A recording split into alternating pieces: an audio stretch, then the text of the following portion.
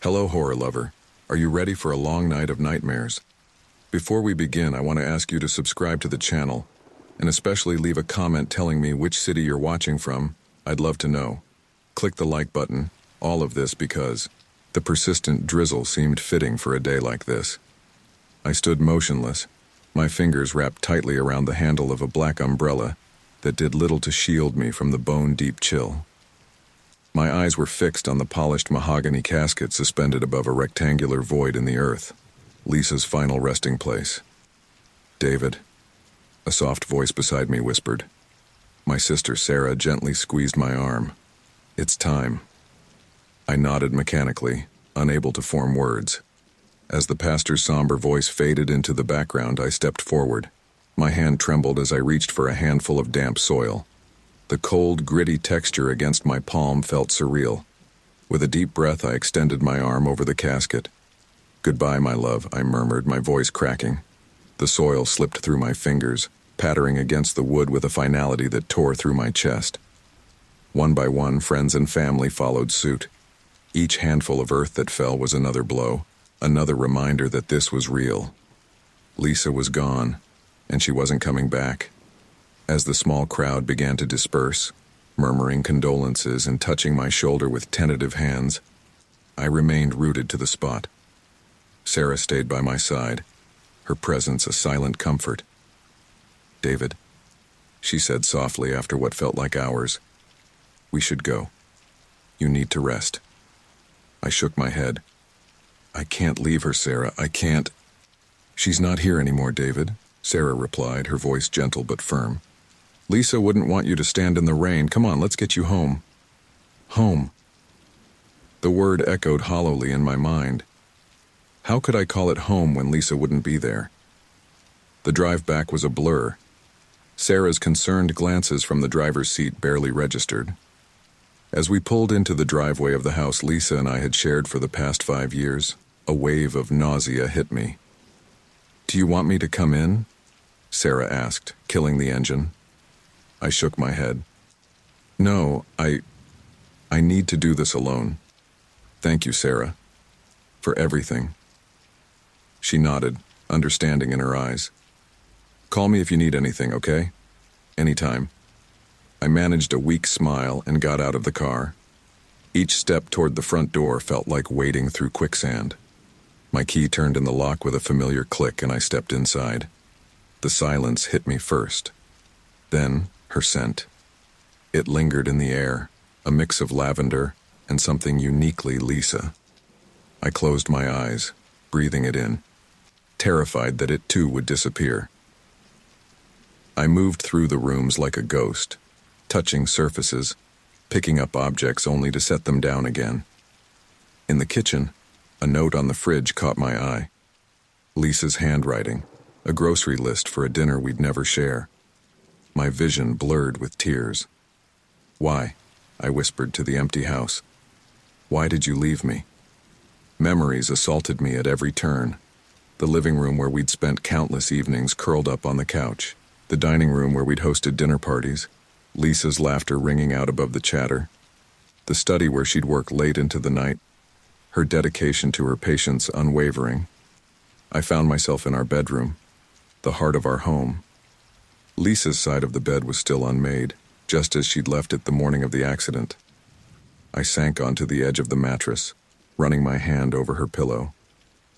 "I don't know how to do this without you," I said to the empty room, my voice breaking.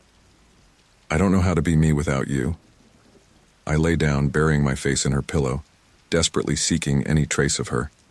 The dam finally broke. Sobs racked my body as the full weight of my loss crashed over me. I cried until I had nothing left, until exhaustion pulled me into a fitful sleep.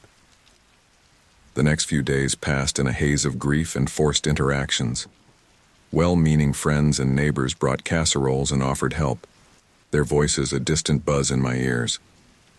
"David, you need to eat something," Sarah insisted, pushing a plate towards me. I stared at the food, my stomach turning. "I'm not hungry." "You haven't eaten properly in days," she persisted. "Lisa would—" "Don't," I cut her off sharply. "Don't tell me what Lisa would want. She's not here." Sarah's face fell, and guilt immediately washed over me. "I'm sorry," I mumbled. I can't." She nodded, understanding in her eyes. "It's okay, just try, all right? Even a little bit." All right." I managed a few bites to appease her, but each mouthful tasted like ash.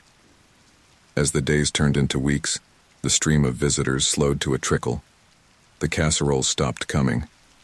The world, it seemed, was moving on. But I remained stuck, trapped in a limbo of grief and disbelief. Nights were the worst. Sleep eluded me, and when it did come, it was filled with vivid dreams of Lisa. Sometimes, I'd wake up reaching for her, only to be confronted with the cold reality of her absence. Other times, I'd lie awake for hours, replaying our last conversation, searching for some sign, some premonition of what was to come. "I'll be home for dinner," she had said, kissing me goodbye. "Don't forget, we're meeting the Johnsons at 8. "Drive safe," I'd replied, distracted by a work email. "Love you." "Love you too," she'd called over her shoulder as she left. If only I'd known those would be our last words. If only I'd paid more attention. Savored that last kiss, that last "I love you." The weight of those missed opportunities crushed me. One particularly sleepless night, I found myself in Lisa's closet. Her clothes still hung there, a rainbow of fabrics that still held her scent. I ran my fingers over her favorite sweater, a soft blue one I'd given her for our last anniversary. "I miss you so much," I whispered, clutching the sweater to my chest. "How am I supposed to go on without you?" As if in answer, my phone buzzed on the nightstand. Probably Sarah checking in again. I ignored it, not ready to face anyone's concern or pity. But as I turned to leave the closet, something caught my eye. Lisa's laptop, sitting on the shelf where she always kept it. Almost without thinking, I reached for it. It felt wrong somehow, an invasion of her privacy, but the need to feel close to her, to have some connection, overrode my hesitation. I opened the laptop, and it came to life with a soft whir. Her desktop appeared, a photo of us from our last vacation. My throat tightened at the sight of her smiling face. I clicked on her email, not sure what I was looking for. Maybe some unfinished correspondence, some part of her life I could hold on to. The email loaded, and my heart stopped. There, at the top of her inbox, was a new message. "Received today," from Lisa's account. My hands shook as I stared at the screen, unable to comprehend what I was seeing. It had to be a mistake, a glitch, or maybe a delayed message. But as I clicked on it, the timestamp confirmed it had been sent just minutes ago. The subject line read, "My last moments." I felt the world tilt on its axis as I opened the email. The first line jumped out at me, in Lisa's unmistakable voice. "David, my love, I know this will be hard to believe, but I need you to read this." My mind reeled. This couldn't be real. It wasn't possible. Yet here it was, an email from my dead wife, describing her last moments in vivid detail. I don't have much time, and there's so much I need to tell you about what happened that day, about the accident, about why I'm gone. First, know that I love you. I have always loved you, and I always will.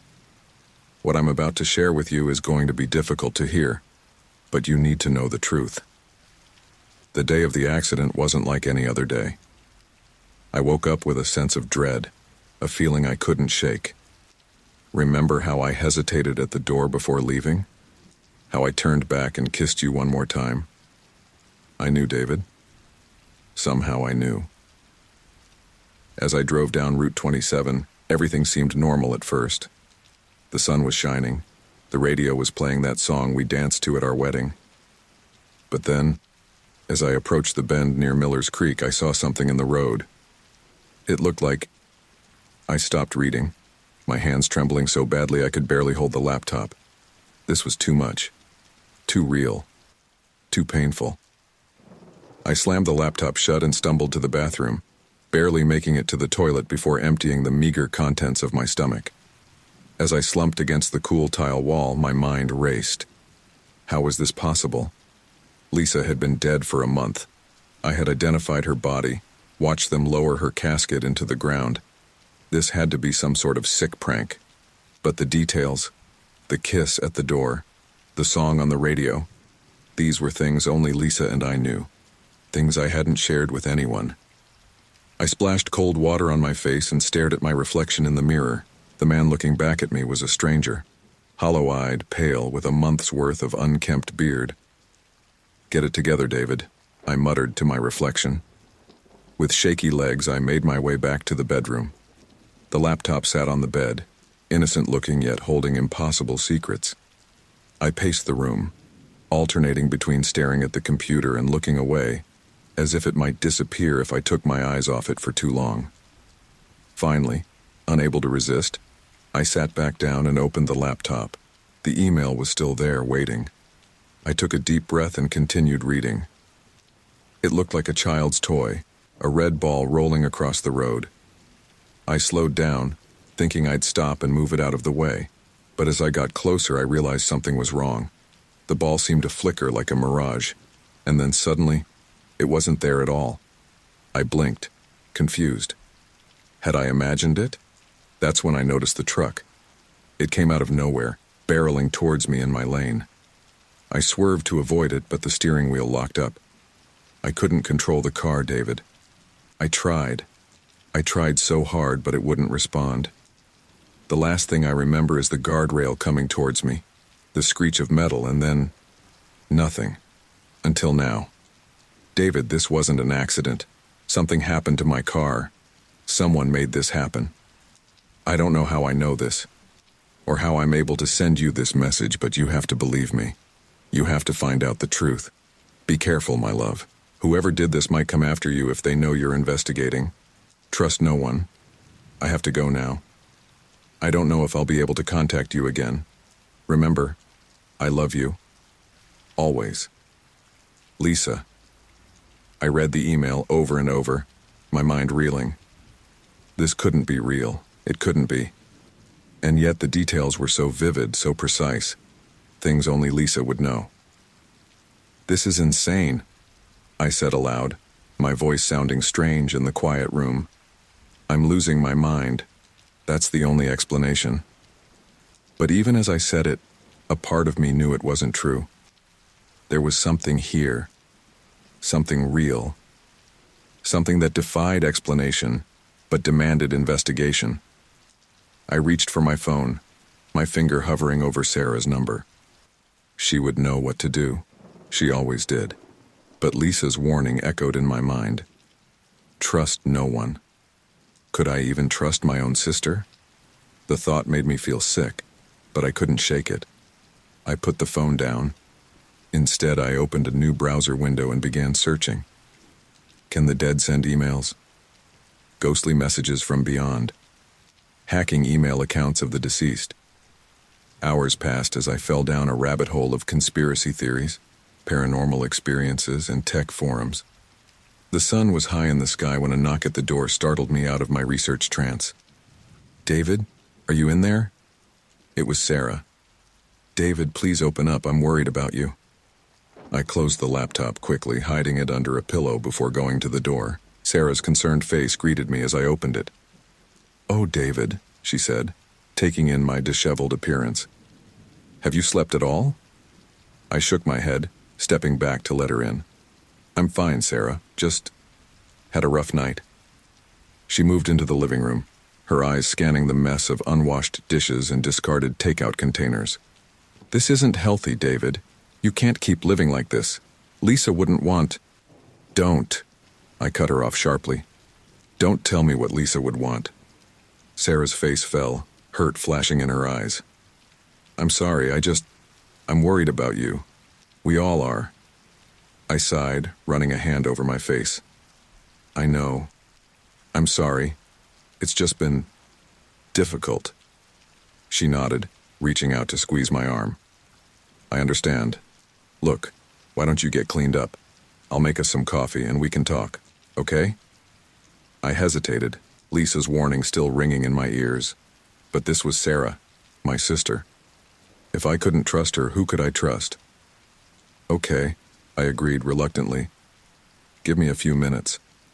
As the hot water of the shower washed over me, my mind raced. Should I tell Sarah about the email? Would she believe me? Or would she think I'd finally cracked under the weight of my grief? By the time I emerged from the bathroom, the smell of fresh coffee filled the air. Sarah was in the kitchen, 2 steaming mugs on the counter in front of her. "You look a bit more human," she said with a small smile, pushing a mug towards me. I took a sip, the familiar taste grounding me somewhat. "Thanks." We sat in silence for a moment, the weight of unspoken words hanging between us. Finally, Sarah spoke. "David, I know you're hurting. We all miss Lisa. But you can't keep going on like this. Have you thought about talking to someone? A grief counselor, maybe?" I stared into my coffee, debating. Then, before I could stop myself, the words tumbled out. "I got an email from Lisa last night." Sarah's mug clattered against the counter as she set it down abruptly. "What?" "An email," I repeated, looking up to meet her shocked gaze. "From Lisa's account, sent last night." "David," she said slowly, her voice careful. "That's not possible. Lisa is gone." "I know how it sounds," I said, frustration creeping into my voice. But it was her, Sarah. She knew things, details about the accident that nobody else could know. Sarah's face was a mix of concern and disbelief. "David, listen to yourself. This is grief talking. Maybe someone hacked her account or what?" I interrupted, standing up abruptly. "Or I'm crazy? Is that what you think?" "No, of course not," Sarah said, reaching out to me. "I just think you're hurting, and sometimes when we're in pain, our minds can play tricks on us." I pulled away from her touch. "This isn't a trick, Sarah. It's real. Lisa is trying to tell me something about her accident. She says it wasn't an accident at all." Sarah's eyes widened. "David, please. Listen to yourself. This isn't healthy. Let me help you. We can talk to someone together, work through this." But I was already backing away, shaking my head. "You don't believe me. Nobody will believe me." "David, wait." But I was already heading for the bedroom, my sister's pleas fading behind me. I grabbed the laptop from under the pillow and turned back to find Sarah in the doorway, her face etched with worry. "I'm sorry, Sarah," I said, clutching the laptop to my chest. "But I have to figure this out on my own."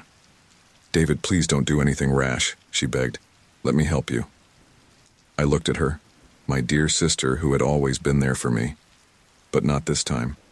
This time I had to trust Lisa. "I'm sorry," I repeated. "I'll be in touch when I can. Please don't try to stop me." And with that, I brushed past her, grabbed my keys, and headed for the door. As I stepped out into the bright afternoon sun, I felt a mix of fear and determination. Whatever was going on, whatever Lisa was trying to tell me, I would get to the bottom of it, no matter the cost. The door closed behind me with a final click, leaving Sarah calling my name and the mystery of Lisa's impossible email pulling me forward into the unknown.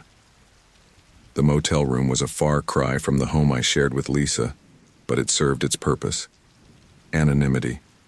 A place where I could dive into this mystery without interruption or judgment.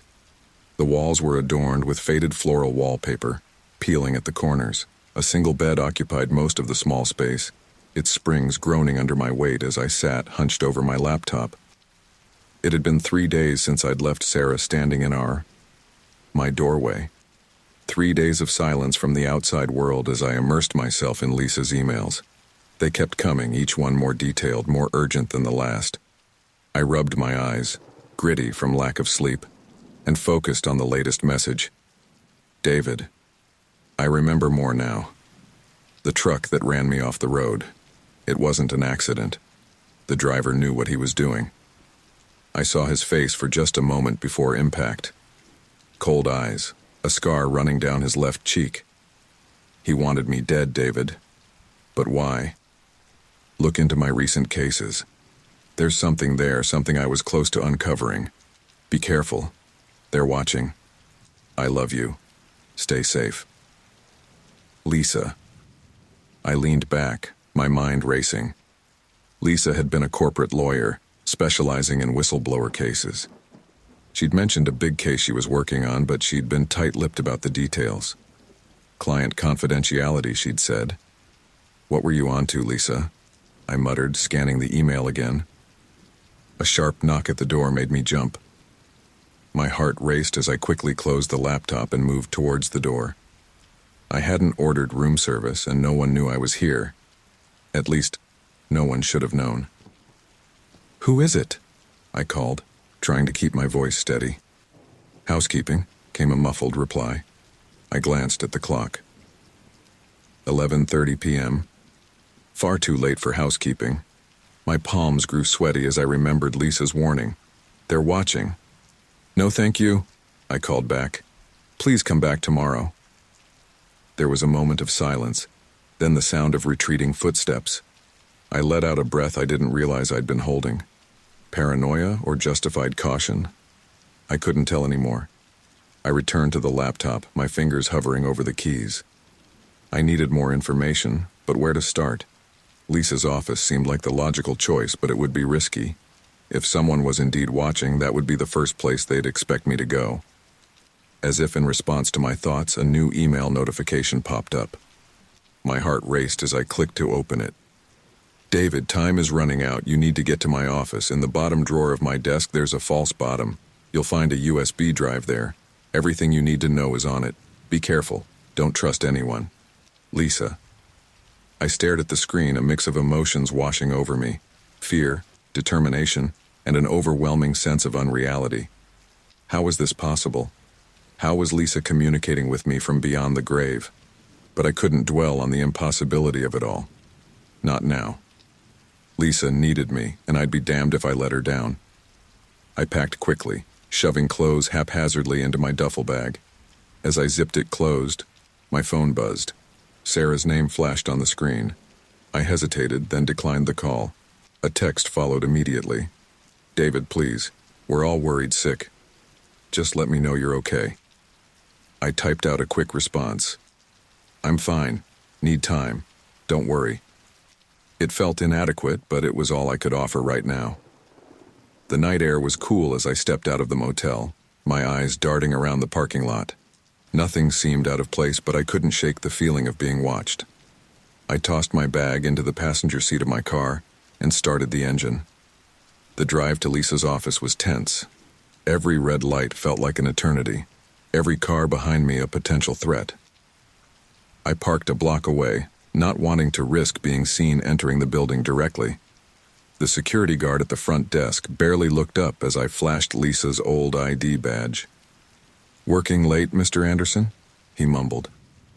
"Yeah, big case," I replied, trying to sound casual. My heart was pounding so loudly I was sure he must hear it. The elevator ride to the 14th floor felt interminable. When the doors finally opened, I stepped out into the darkened hallway. Lisa's office was at the end, her name still on the door. I swallowed hard, fighting back a wave of emotion. Inside, everything was just as she'd left it. Her coffee mug still sat on the desk, a lipstick stain on the rim. I had to force myself to focus. The drawer. I needed to find the drawer. I rounded the desk and pulled open the bottom drawer. It was filled with files, but as I ran my hand along the bottom, I felt it, a slight unevenness. My fingers found the edge of the false bottom, and I carefully pried it up. There, nestled in a small compartment, was a USB drive. My hands shook as I picked it up. This was it. Whatever Lisa had uncovered, whatever had gotten her killed, it was all here. A noise in the hallway made me freeze. Footsteps getting closer. I quickly pocketed the USB drive and closed the drawer. The footsteps stopped outside the door. "Hello?" a voice called. "Is someone in there?" I recognized the voice. Mark, one of Lisa's colleagues. For a moment I considered answering, asking for help. But Lisa's warning echoed in my mind. Don't trust anyone. I stayed silent, barely breathing. After what felt like an eternity, the footsteps moved away. I waited another minute before slipping out of the office and making my way to the emergency stairs. I couldn't risk the elevator now. Back in my car, I sat for a moment, my heart racing. I'd done it. I had the USB drive. But now what? I drove aimlessly for a while, making sure I wasn't being followed. Eventually, I found myself in a 24-hour diner on the outskirts of town. At 3 a.m., it was nearly empty. "Coffee, hun?" the waitress asked as I slid into a booth.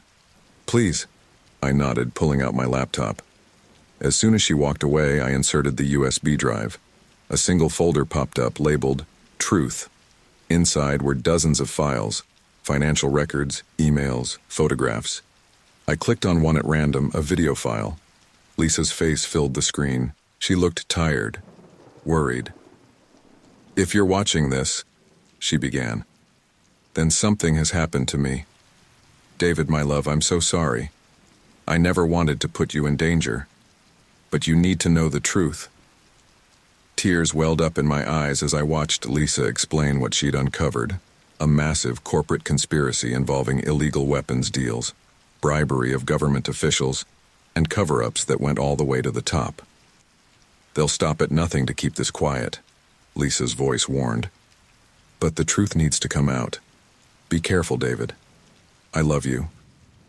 The video ended, and I sat back, overwhelmed. This was bigger than I could have imagined. Lisa hadn't just stumbled onto something. She'd uncovered a conspiracy that could bring down some of the most powerful people in the country. "You okay, hun?" the waitress asked, refilling my coffee. "You look like you've seen a ghost." I managed a weak smile.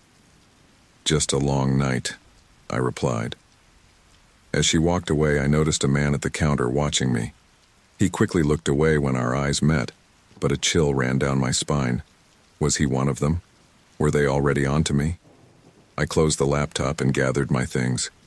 I couldn't stay in one place for too long. As I headed for the door, my phone buzzed again. Another email from Lisa. "They know you have the drive. Run. Now." I burst out of the diner, scanning the parking lot. The man from the counter was right behind me, reaching into his jacket. I didn't wait to see what he was grabbing. I sprinted to my car, fumbling with the keys.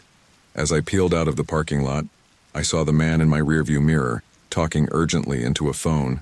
My mind raced. Where could I go? Who could I trust? One thing was clear. I was in way over my head. But I couldn't stop now. Lisa had risked everything to uncover this truth, and she'd paid with her life. I owed it to her to see this through, no matter the cost. As the first light of dawn broke on the horizon, I drove on, the USB drive burning a hole in my pocket and Lisa's warnings echoing in my mind. The rabbit hole I'd fallen into was deeper and darker than I could have ever imagined, and I was only just beginning to understand how far it went. Whatever came next, one thing was certain: nothing would ever be the same again. The sun was barely peeking over the horizon as I pulled into the parking lot of a rundown motel on the outskirts of town. My eyes burned from exhaustion, and my hands shook slightly as I cut the engine. I'd been driving all night, taking random turns and back roads, paranoia fueling my every move. I slouched down in the driver's seat, scanning the nearly empty parking lot for any signs of pursuit. Nothing seemed out of place, but I knew better than to let my guard down.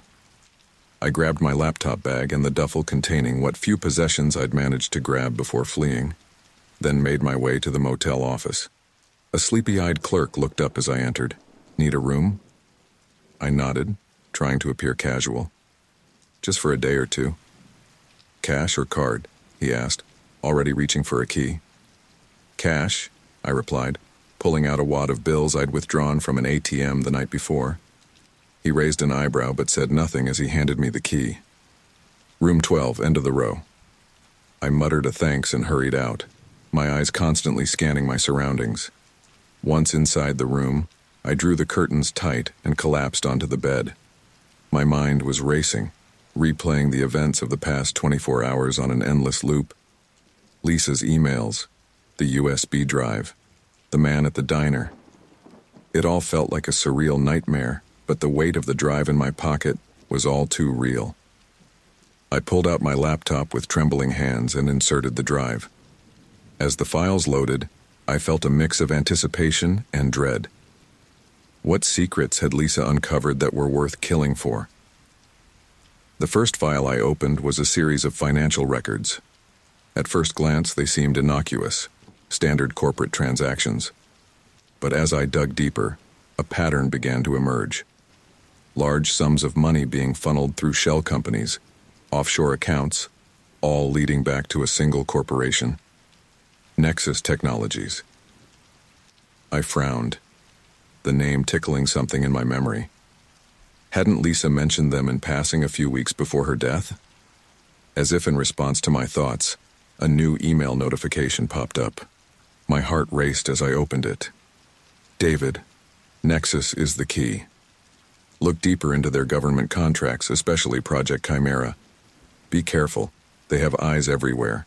Stay safe. I love you. Lisa. I stared at the screen, a chill running down my spine.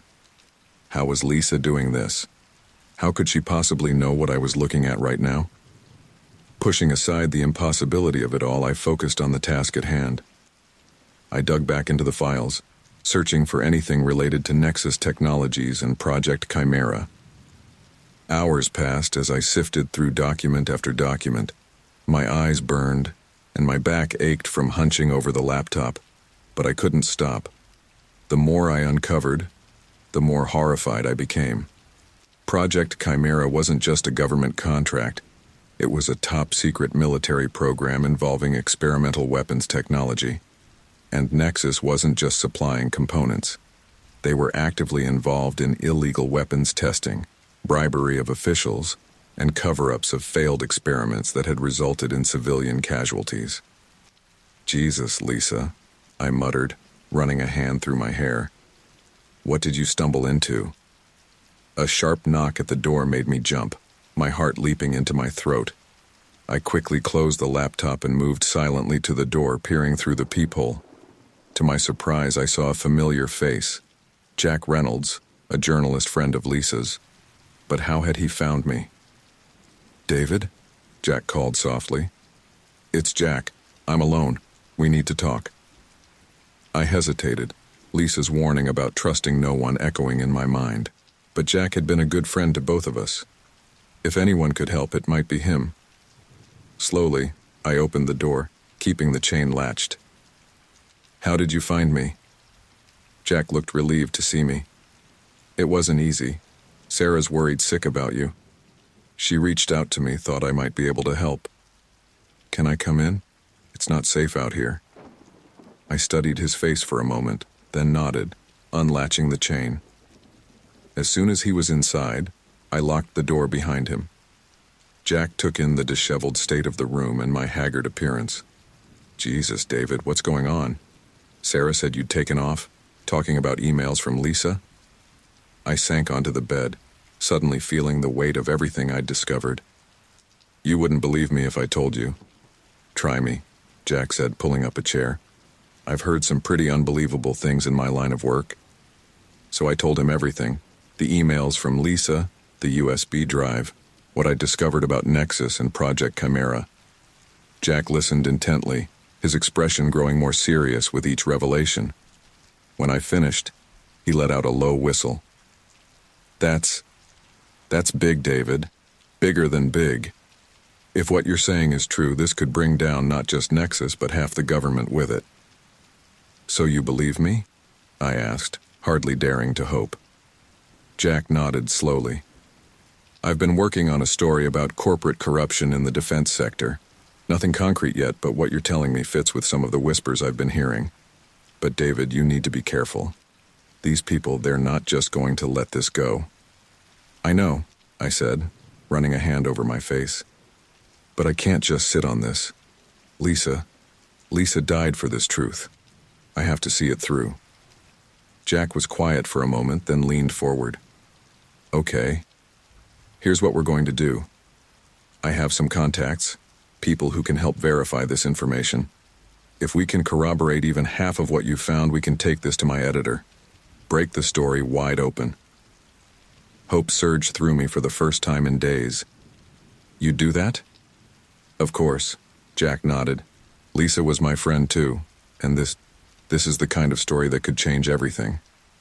Just then, my laptop pinged with a new email notification. Jack raised an eyebrow as I quickly opened it. David, don't trust Jack. He's not who you think he is. Get out now. Lisa. I felt the blood drain from my face as I looked up at Jack, who was watching me intently. Everything okay? He asked, his voice suddenly sounding different to my ears. I forced a smile. Yeah, just another email. Listen, Jack, I appreciate your help, but I think I need some time to process all this. Maybe we could meet up tomorrow? Jack's eyes narrowed slightly, but he nodded.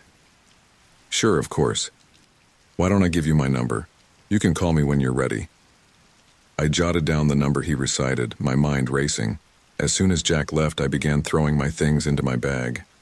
Whether Lisa's warning was real or just paranoia, I couldn't take the risk. I was about to leave when a thought struck me. I quickly scribbled a note and left it on the bed, then slipped out the back window of the motel room. As I drove away, I saw Jack's car still in the parking lot. He was on his phone, talking animatedly. My hands tightened on the steering wheel as I realized how close I'd come to trusting the wrong person. Where now? I muttered to myself, scanning the road ahead. As if in answer, my phone buzzed with another email. David, head to Florida. The answers you seek are where it all began. Trust your instincts. I'm with you always. Lisa, Florida, where Lisa had her accident, where this whole nightmare started. It felt right, like the pieces of a puzzle slowly coming together. As I merged onto the highway heading south, I felt a mix of fear and determination. I was in way over my head, pursued by forces I barely understood, guided by impossible emails from my dead wife. But I was also closer to the truth than ever before. Whatever awaited me in Florida, whatever dangers lay ahead, I knew one thing for certain. I would uncover the truth behind Lisa's death no matter the cost. The conspiracy was unraveling, and I was pulling at the threads with all my might. As the miles ticked by, I couldn't shake the feeling that I was driving towards something bigger than I could imagine. A truth that could change everything, and a danger that could cost me everything. But with Lisa's words guiding me, I drove on into the unknown, ready to face whatever came next. The Florida sun beat down mercilessly as I pulled into a nondescript gas station on the outskirts of Tampa. I'd been driving for nearly 20 hours straight, fueled by gas station coffee and the adrenaline of constant vigilance. My eyes burned from lack of sleep, and every muscle in my body ached. As I filled up the tank, I scanned my surroundings, a habit that had become second nature over the past few days. Nothing seemed out of place, but I couldn't shake the feeling of being watched. Inside the store, I grabbed more coffee and a handful of energy bars. As I approached the counter, my gaze fell on a rack of burner phones. On impulse, I grabbed one. The clerk, a middle-aged woman with tired eyes, rang up my purchases. That'll be $47.83, hun. I handed over some cash, my hand brushing against the USB drive in my pocket. It felt like it was burning a hole through my jeans, a constant reminder of the dangerous knowledge I carried. Back in the car, I activated the burner phone and dialed the one number I knew by heart. Hello? Sarah's voice was thick with worry.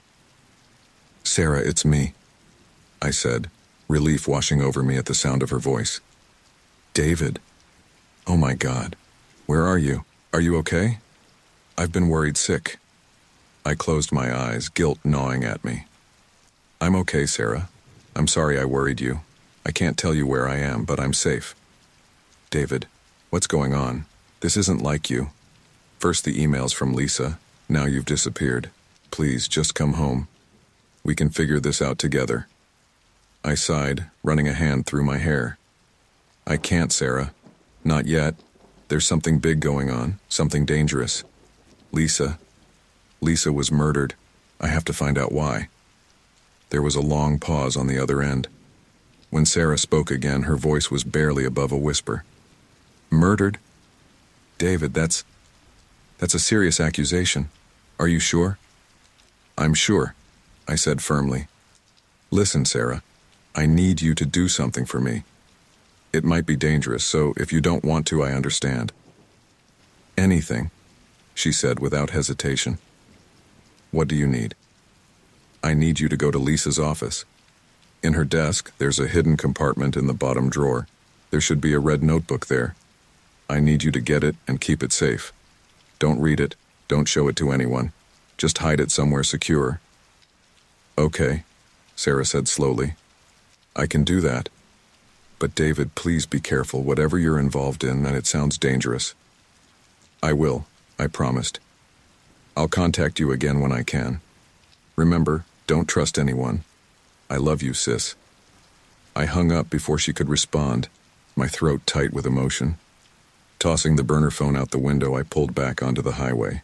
My destination was clear, the stretch of road where Lisa had her accident. As I drove, my mind wandered back to the files I'd pored over during my journey. Project Chimera wasn't just about weapons, it was about control. Mind control, to be precise. Nexus Technologies had been experimenting with a combination of nanotechnology and neuroscience, developing a way to influence human behavior on a massive scale. The implications were terrifying. If they succeeded, they would have the power to manipulate entire populations. And Lisa had stumbled onto their plans. Lost in thought, I almost missed the exit. I swerved at the last moment, earning an angry honk from the car behind me. My heart raced as I realized how careless I'd been. One mistake could cost me everything. The road where Lisa died was unremarkable, a long stretch of asphalt cutting through dense Florida woodland. I pulled over at the spot where it happened, marked by skid marks that were still visible on the road. As I stepped out of the car, the humidity hit me like a wall. Sweat immediately beaded on my forehead as I walked to the edge of the road, trying to imagine Lisa's final moments. What were you doing out here, Lisa? I muttered, scanning the tree line. What did you see? A rustle in the bushes made me freeze. Slowly I turned, my hand instinctively reaching for a weapon I didn't have. A man stepped out of the woods, his hands raised in a placating gesture. Easy there, friend. I'm not here to hurt you. I tensed, ready to run. Who are you? How did you find me? The man smiled sadly. My name is Michael. Michael Chen. I was Lisa's contact. My mind raced. Lisa had mentioned a contact in her notes, someone feeding her information about Project Chimera, but she'd never revealed their identity. Prove it, I demanded, not relaxing my stance. Michael nodded, reaching slowly into his pocket. He pulled out a photo, Lisa and him, smiling at the camera. We took this the day she agreed to help expose Nexus. She was incredibly brave. I studied the photo, my heart aching at the sight of Lisa's smile. It looked genuine. Still, I couldn't let my guard down. Why are you here? Same reason as you, I imagine, Michael said, pocketing the photo. To find the truth, to finish what Lisa started. I hesitated, torn between my instinct to trust no one and my desperate need for allies. What do you know about Project Chimera? Michael's expression darkened. More than I ever wanted to. It's worse than you can imagine, David. They're not just developing the technology, they're already testing it. A chill ran down my spine despite the oppressive heat. Testing? How? Small towns mostly. Places off the grid where people won't be missed. They're using the residents as guinea pigs, fine-tuning their control mechanisms. Michael's voice was heavy with guilt. I helped develop the initial algorithms. I thought we were working on a cure for Alzheimer's. By the time I realized the truth, it was too late. I absorbed this information, my mind reeling. So why help Lisa? Why risk everything to expose them? Michael met my gaze, his eyes haunted.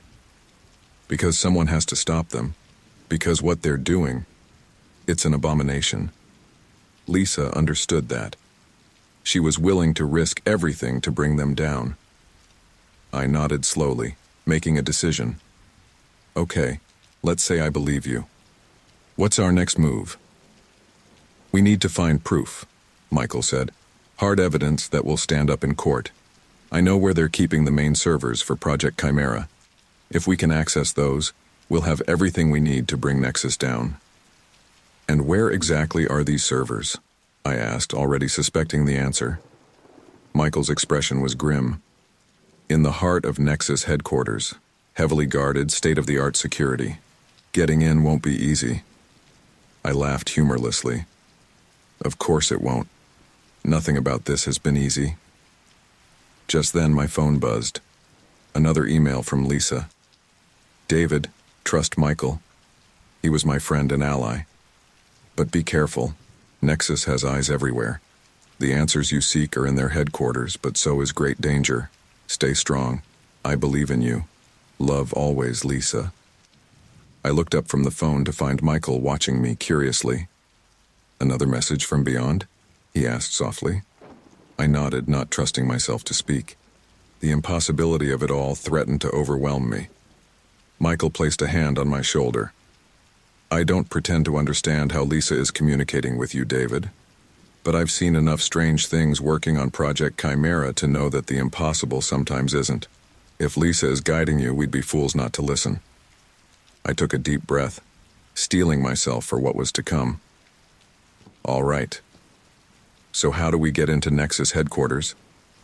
Michael's eyes gleamed with a mix of fear and determination. I have an idea, but you're not going to like it. As he outlined his plan, I felt a surge of adrenaline. It was dangerous, possibly suicidal. But it was also our best chance at exposing the truth and bringing Lisa's killers to justice. Okay, I said finally. Let's do it. As we walked back to our cars, I couldn't shake the feeling that we were stepping off a cliff into the unknown. But with Lisa's words guiding me and the weight of the truth driving me forward, I knew there was no turning back. Whatever lay ahead, whether it was vindication or doom, I was ready to face it.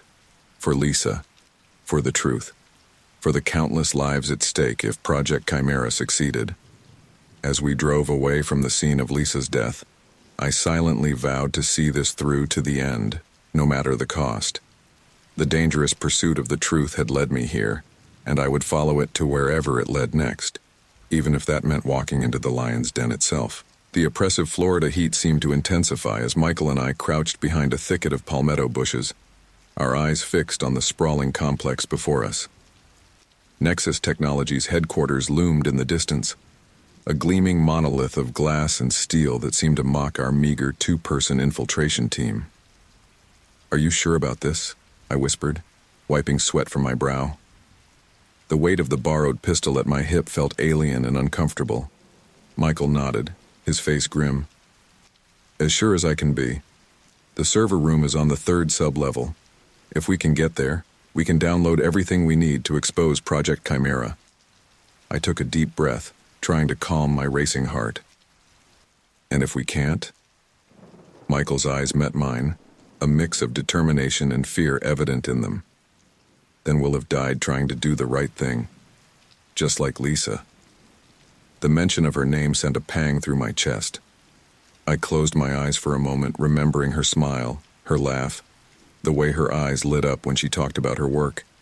When I opened them again, my resolve had hardened. Okay, I said. Let's do this. We moved silently through the underbrush, approaching the perimeter fence.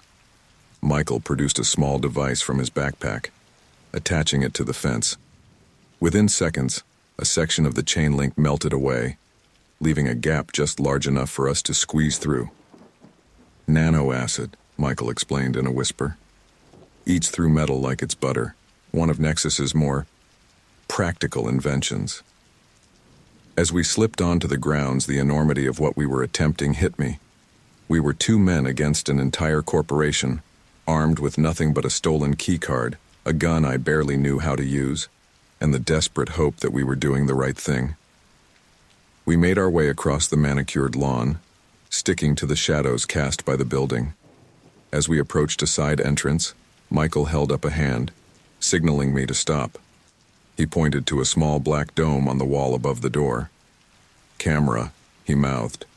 I nodded, feeling a bead of sweat trickle down my spine. This was it. Once we disabled that camera, there was no going back. Michael reached into his pocket and pulled out what looked like a small remote control. He pointed it at the camera and pressed a button. A tiny red light on the device blinked twice. "Loop feed engaged," he whispered. "We have about 10 minutes before they realize something's wrong." He swiped the stolen keycard and the door clicked open. We slipped inside, finding ourselves in a sterile white hallway. The air conditioning hit us like a wall of ice after the humid Florida night. "This way," Michael said, leading us towards an elevator at the end of the hall. As we walked, I couldn't shake the feeling that we were being watched. Every shadow seemed to hide a potential threat.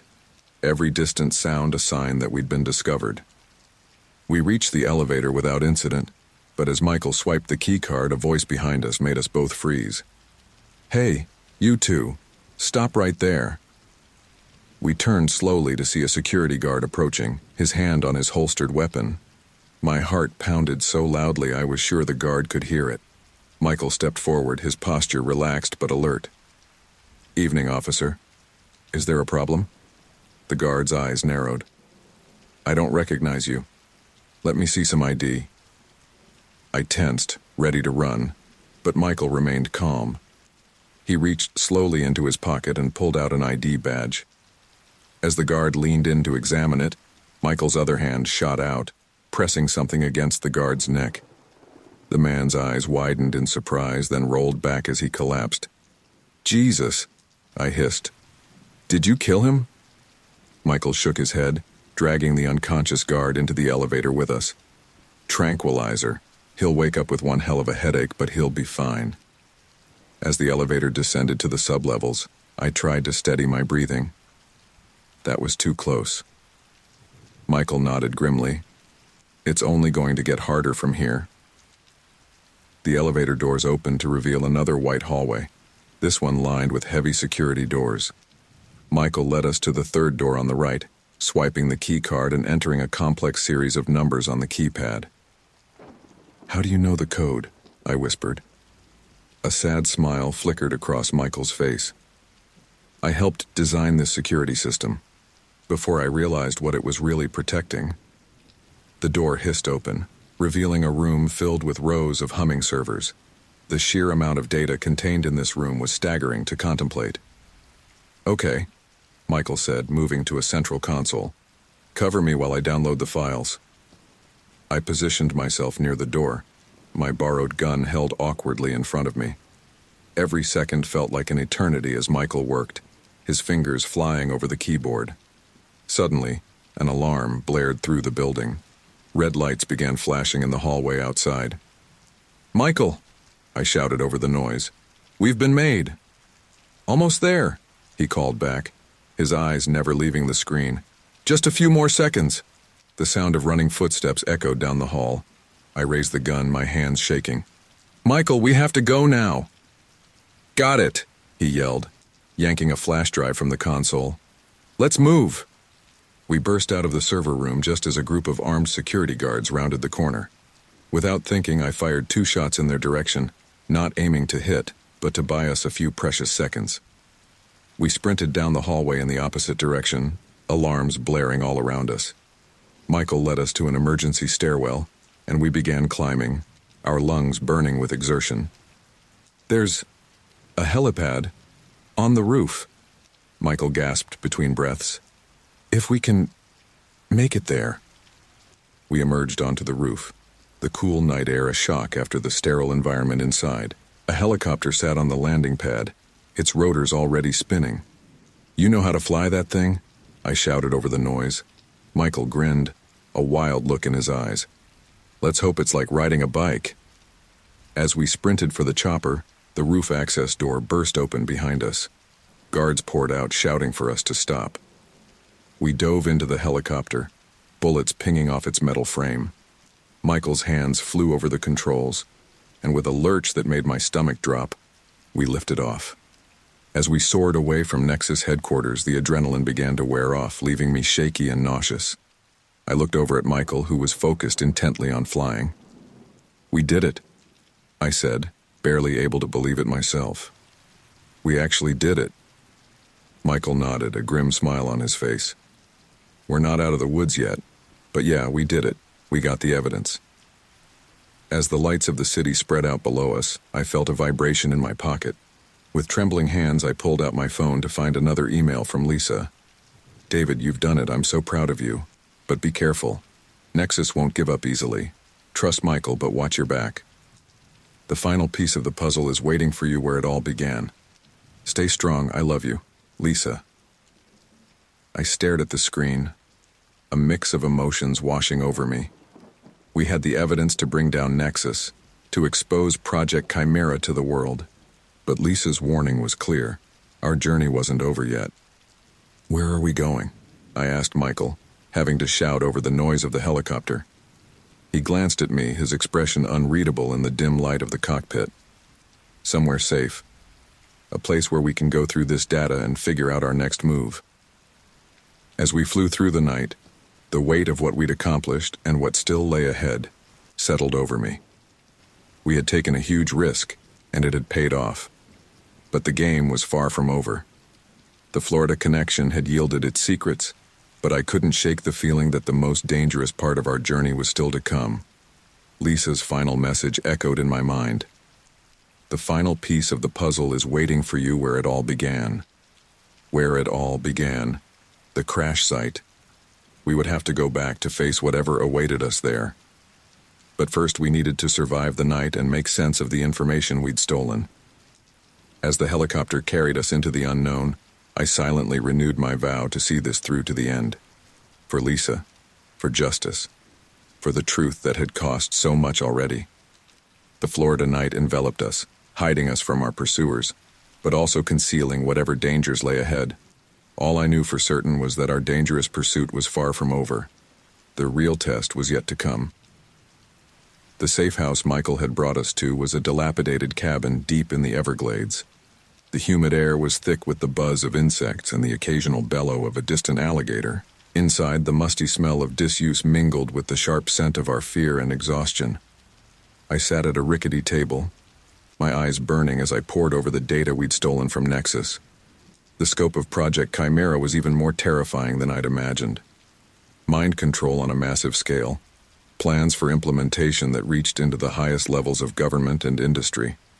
It was almost too much to comprehend. "This is insane," I muttered, rubbing my temples. How could they think they'd get away with this? Michael looked up from his own laptop, his face haggard in the dim light of the cabin. "Power," he said simply.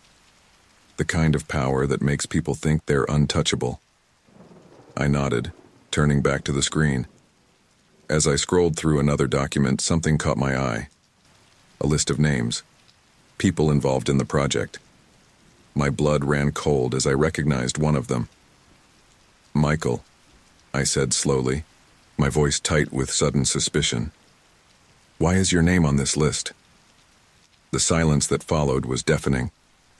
When I looked up, Michael's expression had changed. The weariness was gone, replaced by a cold calculation that sent a chill down my spine.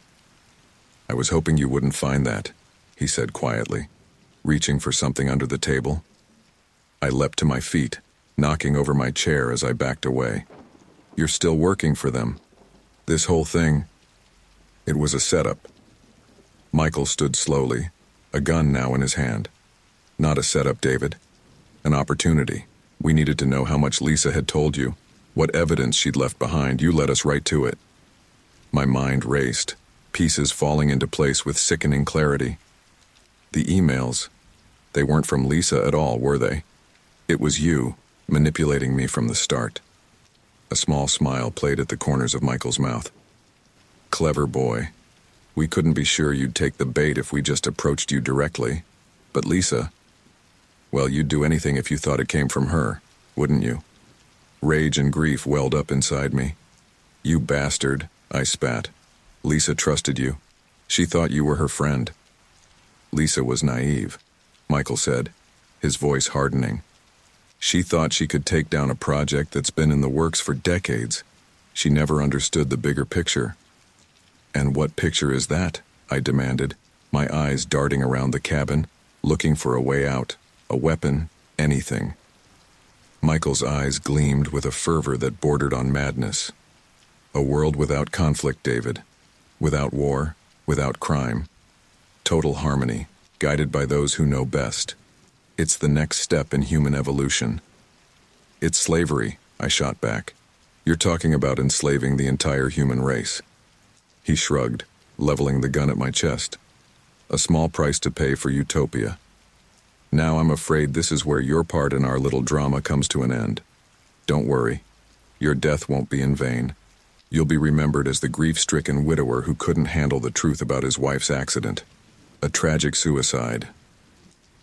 As Michael's finger tightened on the trigger, a deafening crash shook the cabin. The door burst open, and a figure charged in, tackling Michael to the ground.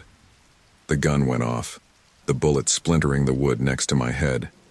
I stood frozen in shock as the two figures grappled on the floor. It took me a moment to recognize my rescuer. "Sarah?" I gasped. My sister looked up, her face a mask of determination. "A little help here, David." Snapping out of my daze, I lunged for the gun that had skittered across the floor. Michael saw my movement and redoubled his efforts, managing to throw Sarah off and scramble towards the weapon. Time seemed to slow as we both reached for the gun. My fingers closed around the grip a split second before Michael's. Without thinking, I swung the butt of the gun, connecting with his temple. He crumpled to the floor, unconscious. Panting, I turned to Sarah, who was picking herself up off the ground. How did you find me?" She gave me a wry smile, wincing as she touched a bruise forming on her cheek. "You really think I wouldn't put a tracker on your car after you disappeared? What kind of sister do you take me for?"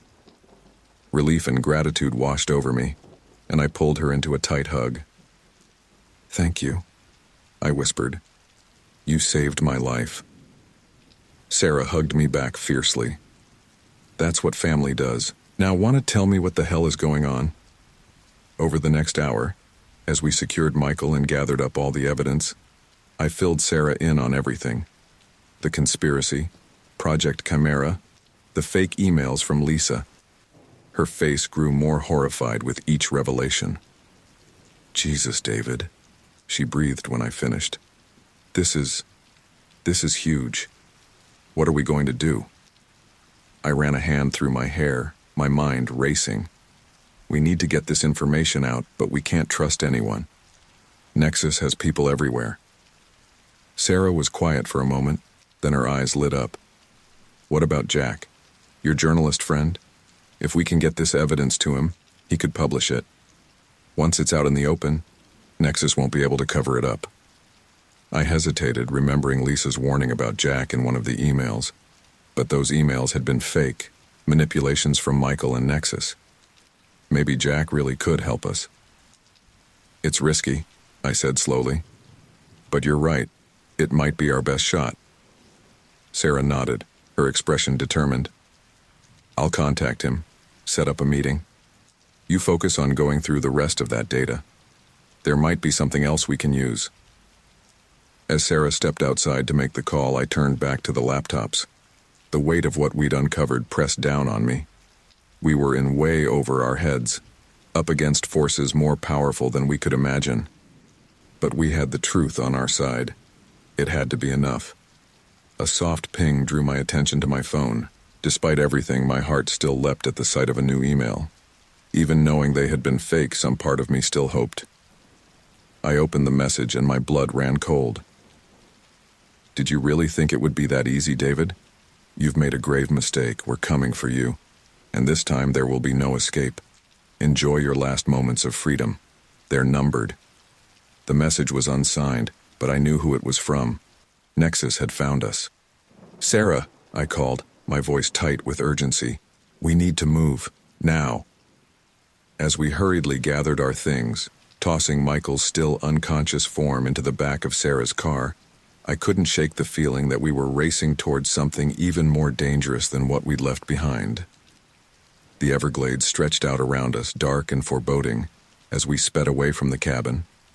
Our destination, a meeting with Jack, our last hope for exposing the truth. But with Nexus on our trail and the weight of Lisa's murder still hanging over us, I knew that the most perilous part of our journey was just beginning. As the first light of dawn broke over the swamp, I made a silent vow. Whatever came next, whatever dangers we faced, I would see this through.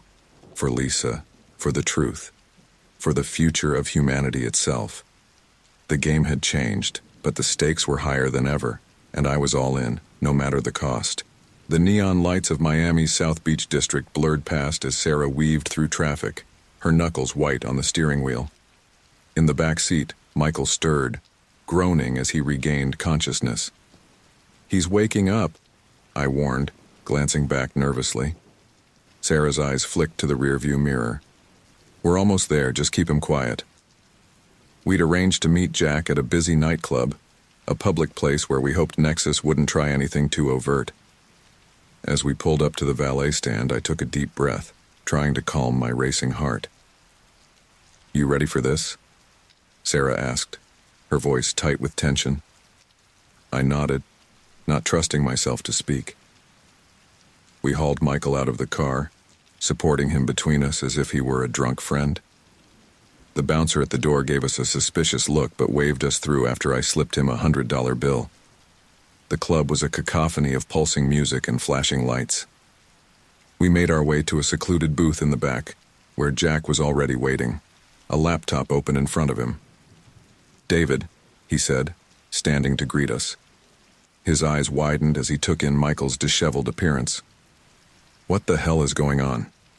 "It's a long story," I shouted over the music, shoving Michael into the booth.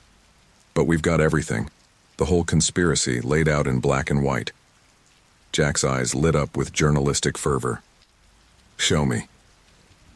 As Sarah kept watch, I pulled out the flash drive and handed it to Jack. He plugged it in, his fingers flying over the keyboard as he scanned through the files. My God, David, this is huge. If this is real, it's real," I assured him. "And there's more. Michael here." I gestured to our captive, who was glaring at us silently. "He's one of them. He tried to kill me when I found out." Jack looked up sharply. "Kill you? David, we need to go to the police with this." I shook my head vehemently. "No. Nexus has people everywhere. We can't trust anyone but you. You need to publish this, Jack. Get it out there where they can't bury it." Jack nodded slowly, his face grim. "Okay. I'll need some time to go through all of this, verify what I can. But if it checks out, I'll publish it. Front page, full exposé." Relief washed over me. Finally, we were making progress. But as I opened my mouth to thank Jack, I saw his eyes widen in fear, looking at something behind me. I turned just in time to see a group of men in suits pushing their way through the crowd towards us. At their head was a face I recognized from the Nexus files. Gerald Hawthorne, the CEO himself. "Run!" I yelled, grabbing the laptop and flash drive. We bolted from the booth, Sarah dragging Michael with us. The crowd on the dance floor worked in our favor, slowing down our pursuers as we weaved through the mass of bodies. We burst out of the emergency exit into a back alley, the cool night air a shock after the stuffy club. Sarah shoved Michael ahead of her. "Move!" she shouted. We sprinted down the alley, the sound of pursuit close behind us. As we turned a corner, I risked a glance back. Hawthorne and his men were gaining on us. "There!" Jack pointed to a fire escape on a nearby building. We scrambled up, Michael protesting as we manhandled him along. On the roof, we paused for a moment, gasping for breath. The Miami skyline stretched out around us, oblivious to the life-or-death chase playing out above its streets. "Now what?" Sarah panted. Before I could answer, the roof access door burst open.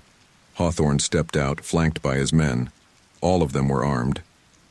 "Mr. Anderson," Hawthorne said, his voice calm and cultured, "I believe you have something that belongs to us." I clutched the laptop tighter. "You mean the evidence of your crimes? Your plan to enslave humanity?" Hawthorne smiled, but it didn't reach his eyes. Enslave? Such a crude term. We're talking about guiding humanity to its full potential. Surely you can see the benefits of a world without conflict, without suffering. At the cost of free will, I shot back. That's not utopia. It's tyranny. Hawthorne sighed, as if disappointed by a child's lack of understanding. Sometimes, Mr. Anderson, people need to be protected from themselves. Your wife understood that in the end. Rage boiled up inside me. Don't you dare talk about Lisa. You murdered her. Lisa was regrettable collateral damage, Hawthorne said, his tone maddeningly reasonable. She simply couldn't see the bigger picture, much like yourself. He gestured to one of his men who stepped forward, gun raised. Now, I'm afraid I must insist that you hand over that laptop and any other evidence you've collected.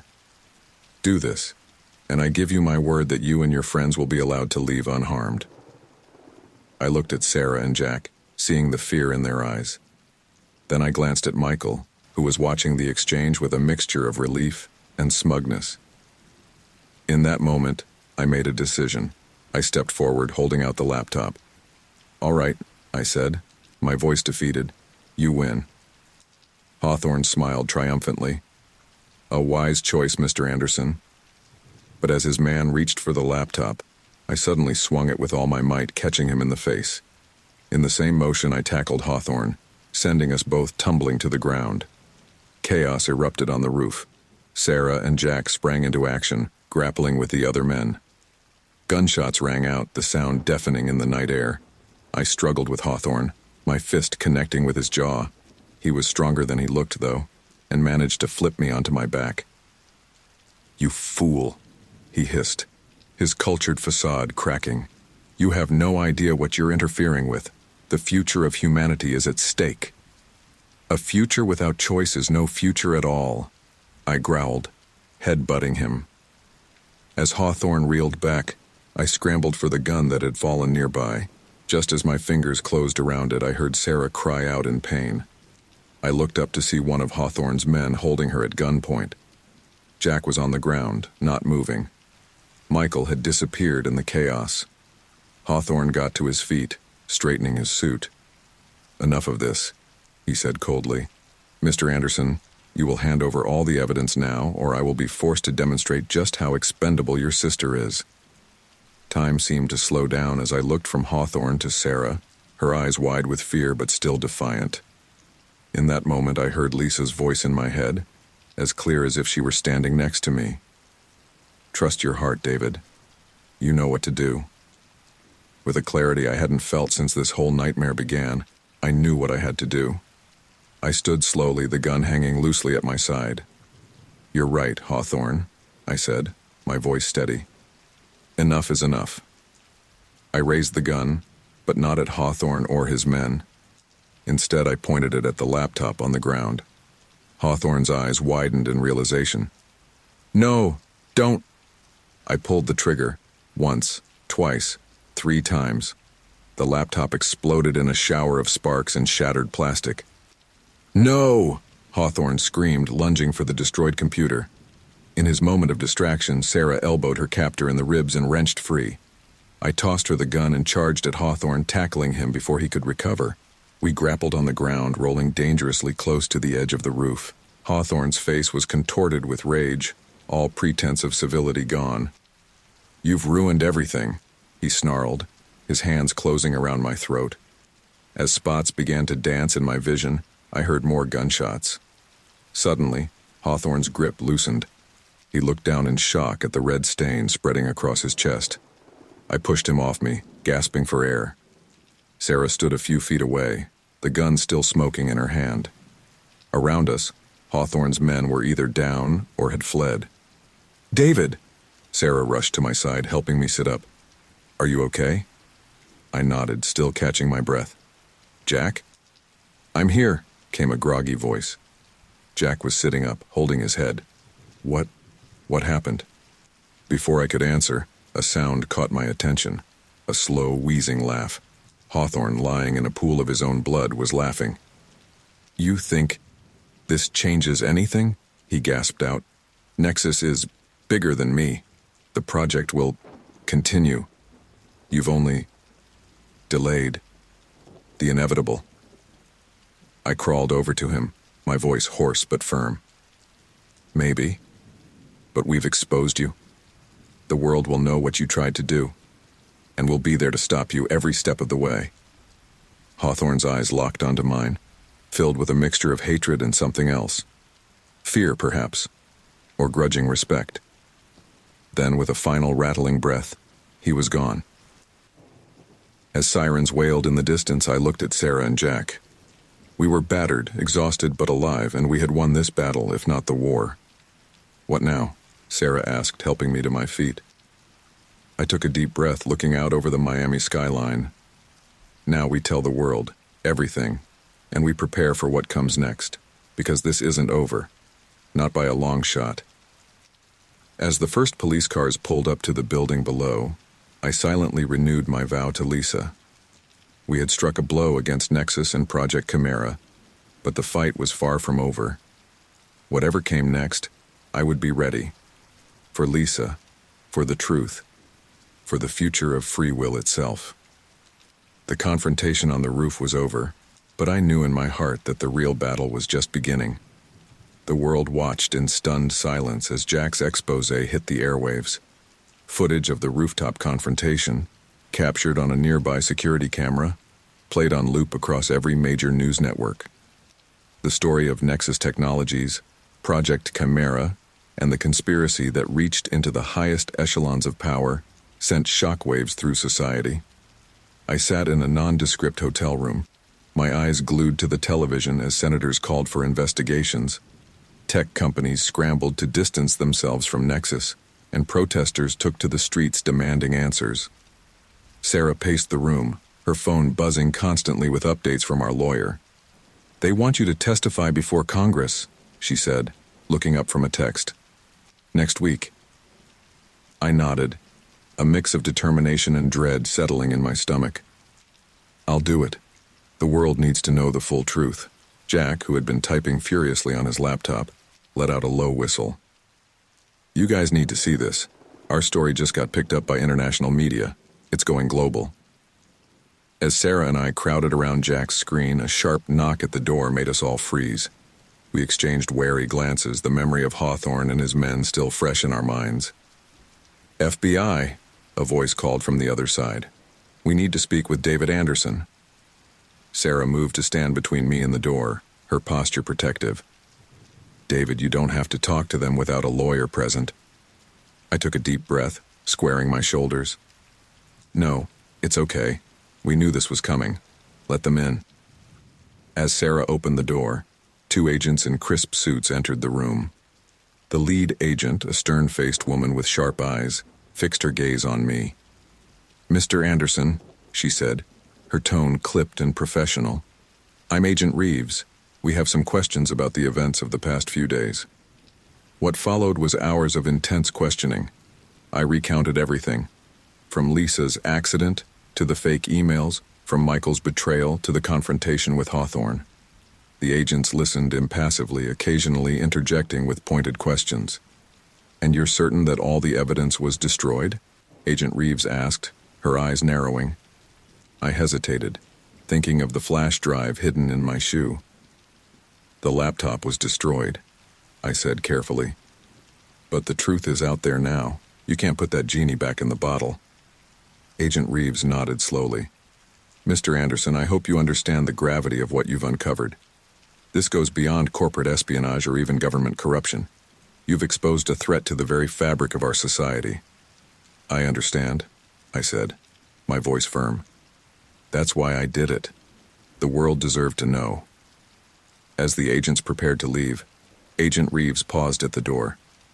"We'll be in touch, Mr. Anderson. In the meantime, I suggest you prepare for your congressional testimony. The world will be watching." After they left, an uneasy silence fell over the room. Jack was the first to break it. "Well," he said with a wry smile, "I guess we're in it for the long haul now." Sarah collapsed onto the bed, exhaustion etched on her face. "What do we do now?" I sat down heavily in a chair, the weight of everything we'd been through, everything still to come, pressing down on me. We keep fighting. We make sure the truth stays out there, and we watch our backs. Nexus might be exposed, but they're not defeated. Not yet. As if to underscore my point, my phone buzzed with a new email notification. My heart leapt into my throat as I saw the sender. Lisa's email address. With trembling fingers, I opened the message. David, I know you must have so many questions. About the emails, about everything. It's time you knew the full truth. Meet me where it all began. Come alone. All my love, Lisa. I stared at the screen, my mind reeling. It couldn't be. We'd exposed the fake emails, uncovered the conspiracy. This had to be another trick, another manipulation. And yet, something felt different about this message. A gut feeling I couldn't explain. David? Sarah's voice snapped me back to reality. What is it? I looked up, torn between hope and suspicion. It's from Lisa. She wants me to meet her. Jack frowned. That's impossible.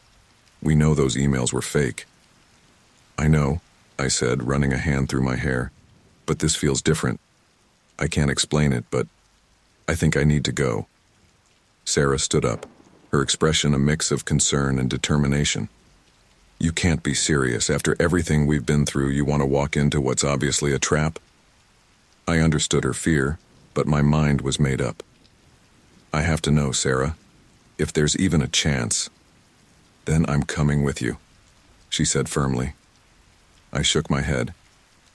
The message says to come alone. I need to do this by myself. After a heated argument, Sarah and Jack reluctantly agreed to let me go, but only if I wore a wire and kept them updated on my location at all times. As I prepared to leave, Jack pulled me aside. David, be careful. We've come too far to lose everything now. I nodded, clasping his shoulder. I will. And Jack? Thank you. For everything. The drive to the crash site where Lisa died felt surreal. The Florida landscape blurred past my windows as my mind raced with possibilities. Was it really possible that Lisa was alive? Had everything, the conspiracy, the fake emails, all of it, been part of some larger plan I couldn't yet see? As I pulled up to the now familiar stretch of road, my heart pounded in my chest. The sun was setting, casting long shadows across the asphalt. And there, standing by the guardrail where Lisa's car had gone off the road, was a figure.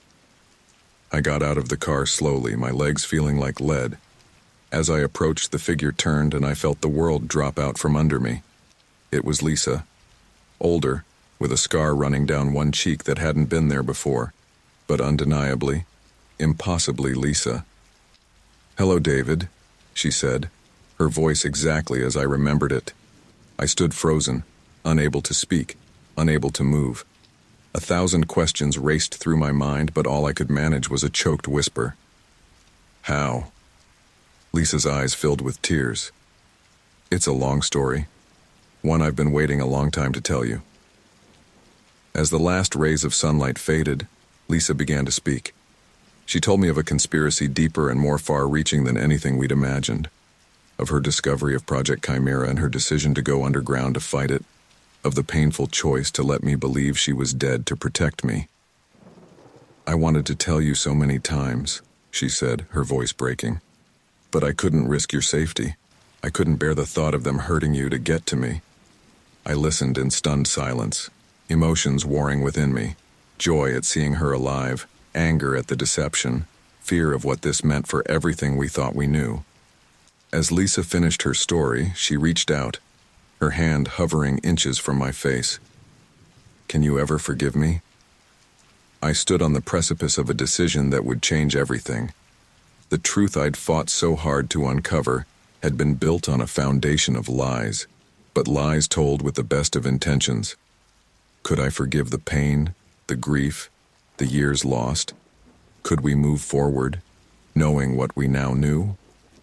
As I looked into Lisa's eyes, seeing the love and pain and hope reflected there, I knew that this was just the beginning of a new chapter. The fight against Project Chimera was far from over. The world was watching, waiting to see what would happen next. Whatever came, whatever challenges lay ahead, I knew one thing for certain: we would face them together. I took a deep breath, made my decision, and stepped forward into an uncertain future. The morning sun cast long shadows across the cemetery as I stood before Lisa's grave. The polished granite headstone gleamed, a stark reminder of the lie I'd lived with for so long.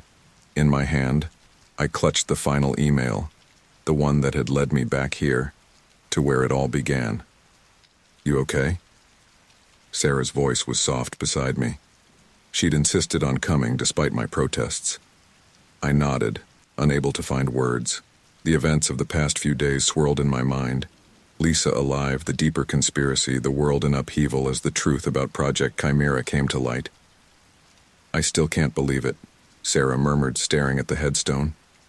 All this time, I took a deep breath, steeling myself. "It's time for the final truth," I said, my voice hoarse. "Whatever it is." As if on cue, the sound of approaching footsteps made us turn.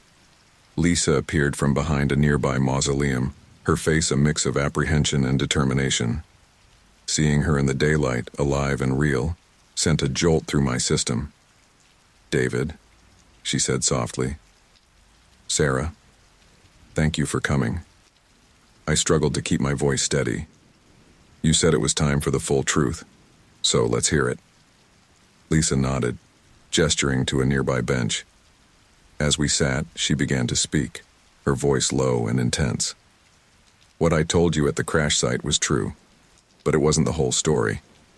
Project Chimera goes deeper than anyone realizes. It's not just about mind control or manipulating populations. It's about reshaping reality itself." Sarah leaned forward, her brow furrowed. "What do you mean, reshaping reality?" Lisa's eyes darted around as if checking for eavesdroppers. "They've developed technology that can alter memories, rewrite history on a massive scale.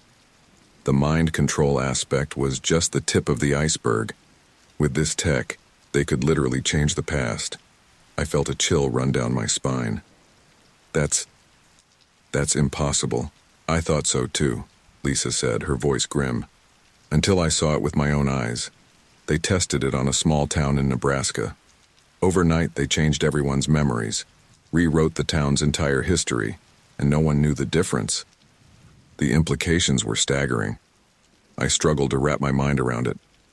But why? What's the end game?"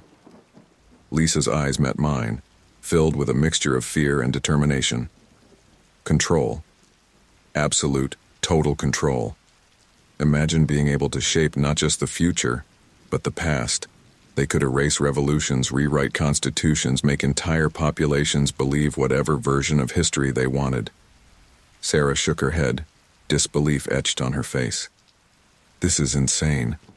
How could they possibly think they'd get away with this?" "Because they almost did," Lisa replied.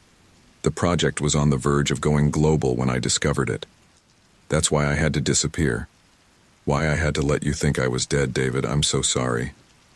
Her voice broke on the last words. I reached out, almost involuntarily, and took her hand. Despite everything, the feel of her skin against mine sent a jolt through me. "I understand," I said softly. "But why come back now? Why reveal everything?" Lisa squeezed my hand, her eyes shining with unshed tears. "Because we're running out of time. The exposure of Nexus and the original Project Chimera was a setback for them. But it wasn't the end. They're regrouping, preparing to launch the reality-altering tech on a global scale. We have to stop them." "How?" I asked, feeling the weight of the task ahead. "How do we fight something like this?" Lisa reached into her jacket and pulled out a small device, no larger than a smartphone. "With this, it's a prototype of their own tech. I managed to steal it before I went into hiding. It can protect a limited number of people from the memory alterations. Keep our true memories intact no matter what they do." Sarah eyed the device warily. "And we're just supposed to trust that this thing works? That it's not another trap?" Lisa's face fell, hurt flashing in her eyes. "I know I've given you both every reason to distrust me, but this is real, and it might be our only chance." I studied Lisa's face, searching for any sign of deception, but all I saw was the woman I'd fallen in love with, the brilliant, passionate person who'd risked everything to uncover the truth. I believe you, I said finally. What do we need to do? Relief washed over Lisa's features. First, we need to get this information to the right people. People who can help us fight back. I have contacts. Scientists, government officials who aren't compromised, influential journalists. I can help with that, Sarah interjected. I've made some connections through all of this. People who want to know the truth no matter how scary it is. Lisa nodded gratefully. Good. We'll need all the allies we can get, but we also need to move fast. Once they realize I've resurfaced and that we know about the reality-altering tech, they'll accelerate their plans. As if to underscore her point, a distant explosion rocked the cemetery. We all jumped to our feet, scanning the horizon. A plume of smoke was rising from the direction of downtown. It's starting, Lisa said, her voice tight with fear. They're making their move. Sirens began to wail in the distance. People in nearby streets were shouting in confusion and panic.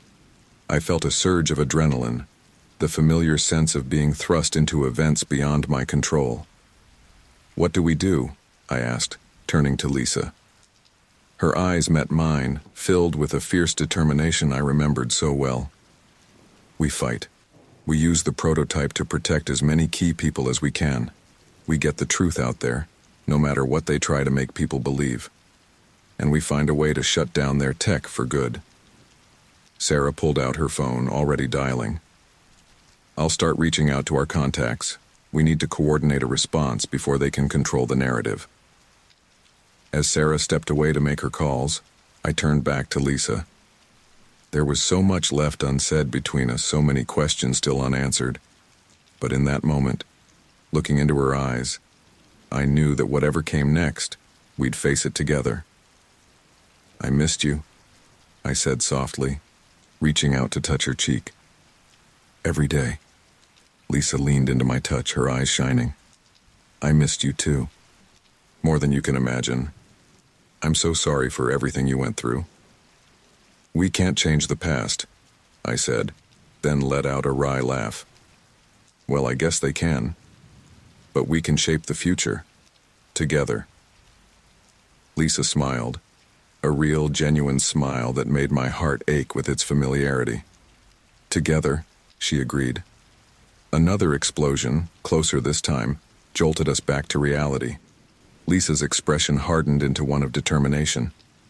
We should go. There's so much to do, and we're running out of time. I nodded, feeling a strange mix of fear and exhilaration. The world as we knew it was on the brink of changing forever. But we had the truth on our side and each other. It would have to be enough.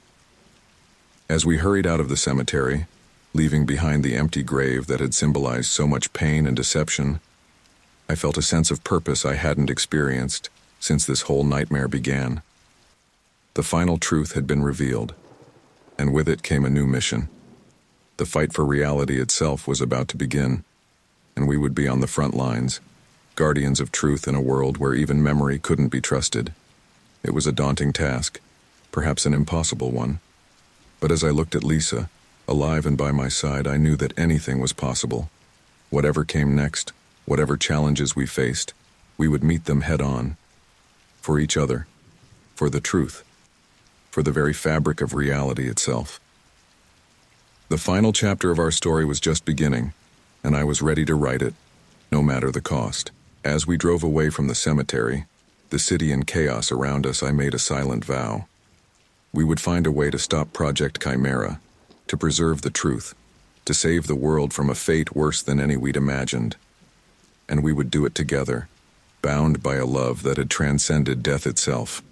The road ahead was uncertain, fraught with danger and impossible odds.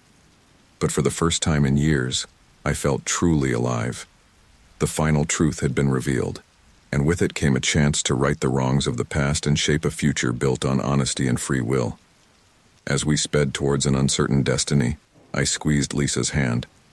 Whatever came next, we were ready. The real fight was just beginning.